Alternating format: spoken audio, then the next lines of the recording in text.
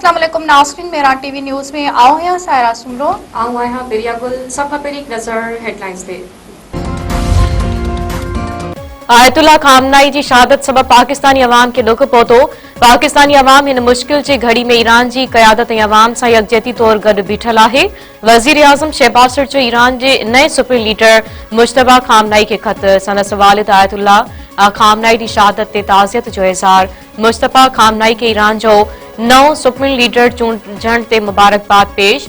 वज़ीर आज़म शहबाज शरीफ़ चयो आहे त उम्मीद आहे त मुश्तबा खामनाई जी क़यादत मुस्तक़बिल में अमन, इस्तेहकाम, वक़ार ऐं खुशहाली तरफ़ ईरान जी रहनुमाई कंदी। ईरान ऐं पाकिस्तान जा लाॻापा गॾियल अक़ीदे, तारीख़, सक़ाफ़त ऐं ज़बान ते ॿधल आहिनि।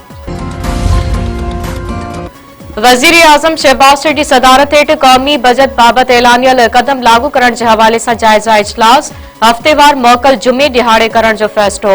हुकूमती क़दमनि अमल दरामद यकीनी बणाइण लाइ नायब वज़ीर आज़म इसहाक़ डार जे सरबराही में ख़ुसूसी कमेटी बि क़ाइम। कमेटी रोज़ानो जे बुनियाद ते हुकूमत जे ऐलानियल क़दमनि जो जाइज़ो वठी रिपोर्ट पेश कंदी। वज़ीर आज़म शहबाज शरीफ़ चयो आहे त हर मुमकिन कोशिश कई पई वञे त आलमी हालतनि बावजूद मईशत खे मुस्तहकम रखियो वञे। क़ौमी बजट जे हवाले सां खयल क़दमनि जी थर्ड पार्टी ऑडिट कराई वञे त जीअं उन जी ख़राब असरनि खां बची सघिजे। समूरियूं वज़ारतूं ऐं इदारा बंदि कयल गाॾियुनि जूं तस्वीरूं कढी काबीना डिवीज़न ॾांहुं उमाणनि। सिंध हुकूमत 16 खां 31 मार्च ताईं स्कूल बंदि रखण जो ऐलान करे छॾियो। कॉलेजनि ऐं यूनिवर्सिटियुनि में ऑनलाइन क्लास हलाइण ऐं जुमे जे ॾींहुं वर्क फ्रॉम होम जो फ़ैसिलो। सरकारी गाॾियुनि जे तेल में 50% घटिताई कई वई। पुलिस, मोबाइल ऐं एम्बुलेंसनि खे छूट हूंदी। वॾे वज़ीर सैयद मुराद अली शाह जी सदारत हेठि काबीना जे इजलास में अहम फ़ैसिला। वॾे वज़ीर, वज़ीरनि ऐं सलाहकारनि पारां 3 महीननि जी पघार ऐं बरातूं न वठण जो बि फ़ैसिलो।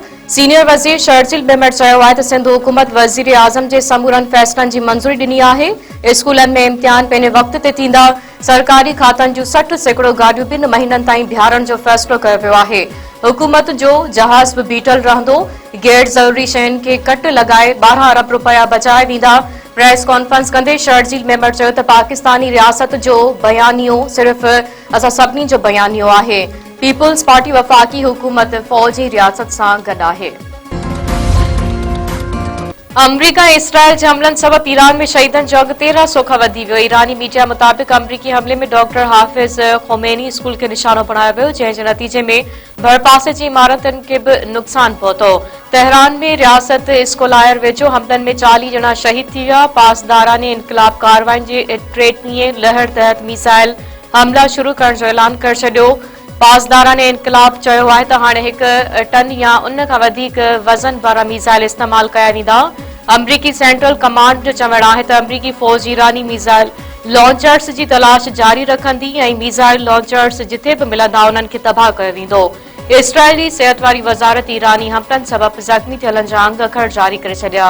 इसराइल जे सिहत वारी वज़ारत मुताबिक़ जंग सबब 24 कलाकनि दौरान वधीक 191 ज़ख़्मियुनि खे अस्पताल मुंतक़िल कयो वियो, जंहिं में फ़ौजी ऐं शहरी बि शामिल आहिनि। जंग शुरू थियण खां इन वक़्त ताईं 2000 माण्हुनि खे अस्पताल आंदो वियो। वफ़ाक़ी वज़ीरनि चयो आहे त ख़िते में सूरतहाल ॻणती जोगी आहे। पाकिस्तान छिकताण घटाइण लाइ पुरज़म आहे। 2 हफ़्तनि खां सोशल मीडिया ते अजाइब वारवेला कई पई वञे। ईरान ऐं सऊदी अरब सां कहिड़ा लाॻापा रखणा आहिनि, इहो रियासत ते कंदी। आज़म नज़ीर तारड़, अता तारड़ ऐं तलाल चौधरी इस्लामाबाद में गॾियल प्रेस कॉन्फ्रेंस कंदे वधीक चयो आहे त वज़ीर आज़म ईरान मथां हमले ऐं आयतुल्ला खामनाई जी शहादत जी मज़म्मत करे चुको आहे। पाकिस्तान हिकु ज़िम्मेवार एटमी मुल्क आहे। मुल्क जो दिफ़ा मज़बूत हथनि में आहे। पाकिस्तान स्टॉक मार्केट में तेज़ी जा समूरा रिकॉर्ड टुटी विया। 100 इंडेक्स में 11,000 पॉइंटनि खां वधीक जो इज़ाफ़ो। 11 हदूं बहाल। कारोबार शुरू थींदे ई गैर मामूली तेज़ी ॾेती लेती रोकी वई। कारोबारी सरगर्मियूं ॿीहर शुरू थियण ते बि तेज़ी जो रुझान बरक़रार। एशिया जे ॿियनि मुल्कनि स्टॉक मार्केटनि में बि बहितरी। कारोबार में तेज़ी जो रुझान। ओगरा पेट्रोलियम शयुनि जी क़ीमतनि में वाध बाबति ख़बरुनि जी तरदीद करे छॾी। ओगरा तर्जुमान चयो आहे त पेट्रोलियम शयुनि जी क़ीमतनि में वाध जी समरी वज़ीर आज़म खे नाहे उमाड़ी। सोशल मीडिया ते हलंदड़ ख़बरूं बेबुनियाद ऐं हक़ीक़त जे उबतड़ आहिनि। ओगरा तर्जमान वधिक चयो आहे त पेट्रोल जी क़ीमत में 73 रुपया ऐं डीज़ल जी क़ीमत में 84 रुपया इज़ाफ़े जी का बि तजवीज़ गौर हेठि न आहे। अवाम अहिड़नि गैर तस्दीक थियल इतलाउनि ते ध्यान न ॾे। अमरीकी सदर डोनाल्ड ट्रम्प चयो आहे त ईरान सां जंग ख़त्म थियण वारी आहे। तेहरान जे एटमी हथियार ठाहिण जी सलाहियत ख़त्म करे छॾी। ईरानी नेवी ऐं हवाई फ़ौज जा 85 सैकड़ो जहाज़ तबाह करे छॾिया आहिनि। ईरान फ़ौज जे मिसाइल ऐं ड्रोन सलाहियत बि ख़त्म थी चुकी। ज़मीनी फ़ौज न मोकिलींदासीं। हिकु इंटरव्यू में अमरीकी सदर वधीक चयो आहे त जेकॾहिं ईरान अबनाई हरमिज़ बंदि कयो त पहिरियां खां 20 भेरा वधीक सख़्तु जवाब ॾींदासीं। असां अहिड़नि हथनि खे निशानो बणाईंदासीं जिन सां ईरान ॿीहर पेरनि ते बीह न सघंदो। ईरान जे परॾेही वज़ीर अब्बास इराक़ची चयो आहे त ईरान मथां जंग मढ़ी वई आहे। पंहिंजो दिफ़ा कंदासीं। अमरीकियुनि सां ॿीहर ॻाल्हि ॿोल जो मामिलो गौर हेठि न आहे।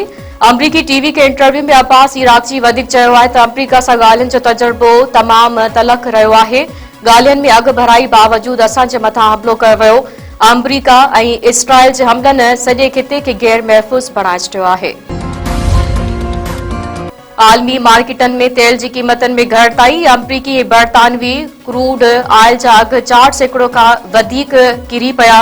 WTO $90.98 फी बैरल में विकिरो। तेल सां भरियल 4 जहाज़ कराची पोर्ट ते पहुची विया। उमरकोट ऐं कुंडरी में पुलिस जा छापा। औरतुनि ॿारनि समेत 51 हारी बाज़ियाब। सेशन कोर्ट जे हुकुम ते कुंडरी पुलिस जो महमूदाबाद में ज़रई ज़मीन ते छापो। कोली बिरादरी जे शगुन, भरसू, भलजी, नेलू, तलची, राधा, करमाई ॿियनि खे बाज़ियाब करायो वियो। उमरकोट पुलिस जो बि मुबैना निजी जेल ते छापो। 18 हारियुनि खे बाज़ियाब कराए वरितो। चेतन कोहली जी दरख़्वास्त ते बाज़ियाब करायल औरतूं, मर्द ऐं ॿार अदालत में पेश। मर्ज़ी मौजूब ज़िंदगी गुज़ारण जी इजाज़त।